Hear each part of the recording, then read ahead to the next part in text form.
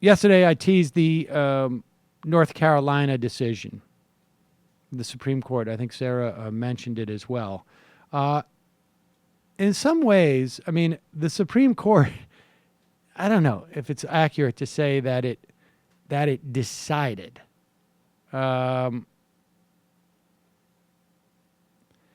It was,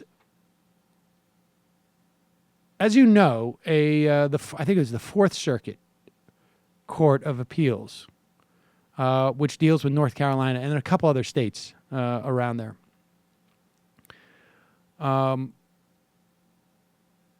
Said that North Carolina's voter suppression law that was passed, I believe it was in 2013 or 2013, I think it was, would not be implemented and will not take effect because this federal appeals court found that the law itself not only had the effect, a discriminatory effect, but it was designed for the very purpose of making it harder for African Americans to cast a ballot.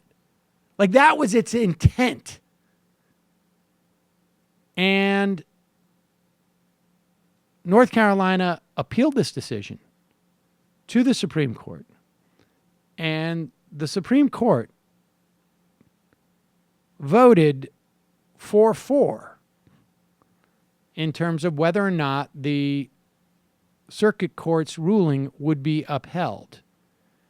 And because it's tied, the circuit court ruling holds because there's no Supreme Court, essentially, decision to overturn it.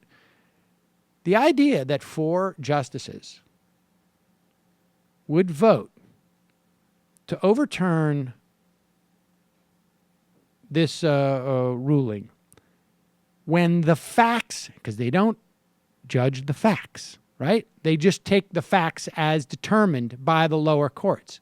The facts are that this law was designed to suppress black votes is pretty stunning.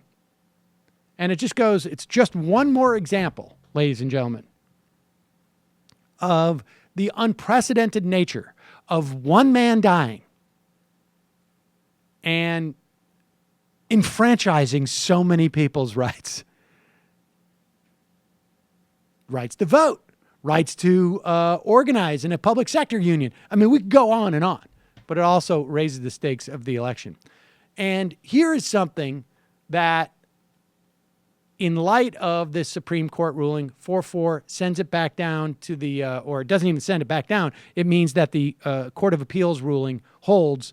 North Carolina will not be able to use these voter suppression tactics. So you have a guy over at Fox now in the non-Roger Ailes era. And we're starting to see this, right? We're starting to see the cracks over there. And to be fair, Shepard Smith, even since Katrina, I think it was Katrina, which really did it for him, has been off the reservation, and they've allowed it. But now I think he's even getting bolder, and this is driving the right wing insane. Here's what Shep Smith said about this North Carolina. Was this about the North Carolina ruling? Yeah. What he says, that's next. And we've just gotten an AP News alert out of the state of North Carolina. Raleigh, North Carolina, Associated Press, and I quote, "The U.S. Supreme Court refuses to restore North Carolina's GOP-backed voter ID and its reduction in early voting days." North Carolina had put in one of those you have to show an ID rules, which so often in Republican states are designed to keep some minorities from coming out and being able to vote. And they have tried to reduce the number of voting days. The U.S. Supreme Court says that will not happen. Those rules will not go into effect in North Carolina this cycle. Oh, Shep Smith in a moment of candor and makes millions of right-wing heads explode. That was great too because he just did the straight read on it. No, like, well, no, he did the straight read, but this. in the middle, then he just said like, and that's with Republicans trying to suppress minorities' votes. Oh my God, did I say that? Guess who I will not get a memo from today? Roger Ailes. Yeah, Roger Ailes would have been sort of like mid-harassment session.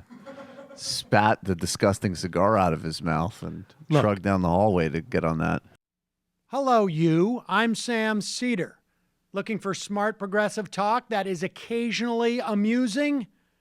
Well, subscribe to our YouTube feed. Subscribe to our podcast. Like us on Facebook. And just generally enjoy us.